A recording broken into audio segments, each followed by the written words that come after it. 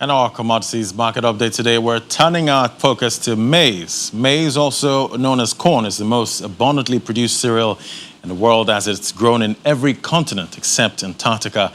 Maize is the most important cereal crop in sub-Saharan Africa and an important staple food for more than 1.2 billion people in sub-Saharan Africa and Latin America. The first female an African, Dr. Ngozi Kojewale, is now the Director General of the World Trade Organization. And Nigeria, as a member of WTO, is being called upon to liberalize trade through open borders.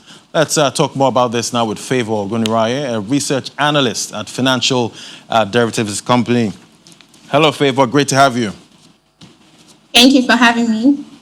Yeah, so recently, Nigeria imposed restrictions on maize importation, granting short access to only 4 companies to import about 262,000 tons of maize.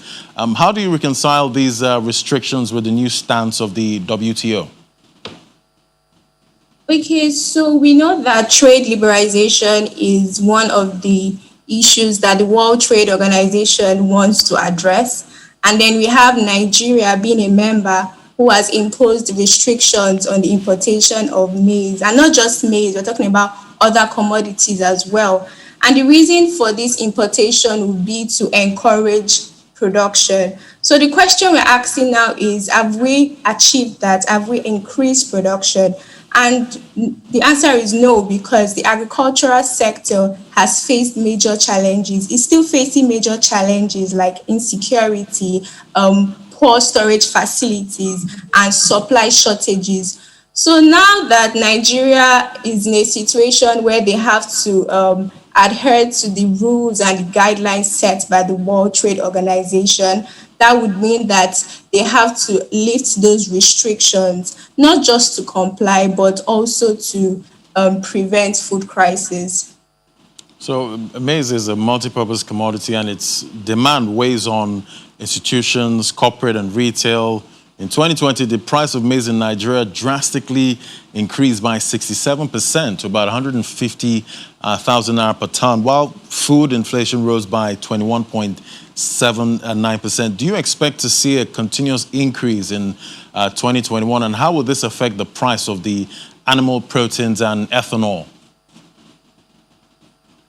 I think the fact is that there is a demand gap. So what I'm trying to say is that the demand for maize is growing faster than the production. So, and like I said earlier, there are some factors that have hindered the production of maize, and those factors are still present. So that means that the price of maize will continue to increase unless these factors are addressed.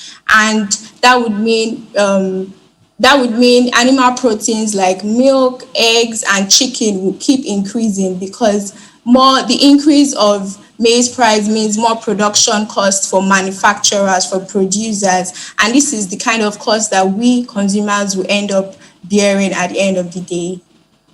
All right, let's look at other African countries now. Kenya recently imposed a restriction on maize importation from Tanzania and Uganda because of the levels of mycotoxins in the maize were above the safety limits. Research has also shown that these compounds can damage DNA and cause cancer in animals. What quality control procedures have been put in place to ensure that maize production and importation is within safety limits in Nigeria? Okay, recently we saw that a workshop was organized by the Ministry of Environment on the control and prevention of mycotoxins, and that is encouraging to know that they are creating awareness on these health dangers. So, and we also see that the ministry is advocating for effective technology programs in order to adequately detect these toxins in grains. But that is quite encouraging, but that doesn't just stop there. So there needs to be more awareness targeted especially towards farmers. They need to be aware of these dangers. They need to know that they need to put good agricultural practices in place in order to limit the health dangers. And also, the government needs to employ skilled personnel that would that